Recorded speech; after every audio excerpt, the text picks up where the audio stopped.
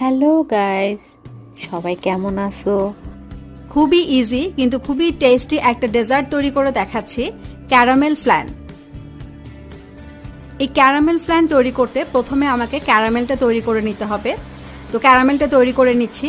একটা প্যানে আমি 1 কাপ চিনি দিয়ে দিচ্ছি, আর সেই সাথে দিয়ে দিচ্ছি আধা কাপ পরিমাণ পানি। পানিটা কিন্তু নর্মাল পানি, গরম না। আর এই পানিটা দিলে হবে কি, চিনিটা গলতে সাহায্য করবে। এবার চুলোর আঁচটা মিডিয়াম রেখে প্যানটাকে এভাবে দুলিয়ে দুলিয়ে ক্যারামেলটা আমি এবার তৈরি করে নিচ্ছি। আর এটা কিন্তু কোনোভাবেই সরে যাওয়া না। ক্যারামেলটা তৈরি করার সময় একদম কাছে দাঁড়িয়ে থেকে এভাবে ঘুরিয়ে ঘুরিয়ে ক্যারামেলটা তৈরি করতে হবে। দেখতে পাচ্ছেন কত সুন্দর গোল্ডেন ব্রাউন কালার হয়ে এসছে। এর থেকে যদি আপনি ডিপ কালার করেন তাহলে ক্যারামেলটা খেতে তিতা লাগবে। একটা বাটিতে নিয়ে নিলাম, নিয়ে আমি এটাকে এবার একটু কনডেন্সড মিল্ক সব কিছু যেন খুব ভালো করে মিক্স হয়ে যায়। এবার ওভেন প্রুফ পাত্রের মধ্যে ক্যারামেলের বাটিটা আমি বসিয়ে দিচ্ছি। মিক্সার থেকে ফ্ল্যানের যে মিক্সটা তৈরি করেছিলাম সেটা ঢেলে দিচ্ছি।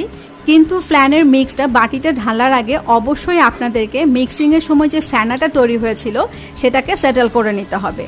তা না হলে আমি যখন এটা বেক করব তখন ফ্যানাগুলো পুড়ে যাবে, খেতে লাগবে।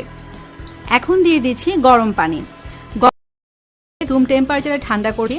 এবার একটা চাকু দিয়ে বাটির ধার ঘেঁষে একটু ফ্ল্যানটাকে আমি বাটি থেকে আলাদা করে নিচ্ছি। এরকম আলাদা করে না নিলে কিন্তু ফ্ল্যানটা ঢালতে খুব প্রবলেম হবে। একদম ঘুরিয়ে ঘুরিয়ে চারপাশটা একটু আলগা করে নিচ্ছি। আমি বাটিটাকে একটু কাত করে এভাবে দেখাচ্ছি, আপনাদের দেখতে পাচ্ছেন ফ্ল্যানটা কিন্তু বাটি থেকে একদম আলগা হয়ে গেছে। ফ্ল্যানটা ঢালার আগে আমাদেরকে যতটুকু সম্ভব মেক শিওর করতে হবে যে ফ্ল্যানটা বাটি থেকে আলগা হয়ে গেছে। তা না হলে কিন্তু যখন আমি এটা ঢালবো তখন এটা ভেঙে। যদি আপনাদের হাতে সময় না থাকে তাহলে কিন্তু ফ্রিজের নর্মাল পোর্শনটাতে রেখে দিতে পারেন, রেখে ঠান্ডা করে নিতে পারেন। এবার বাটির উপরে একটা প্লেট, খুব দ্রুত ফ্ল্যানটাকে উল্টে ফেলতে হবে, ঠিক এভাবে।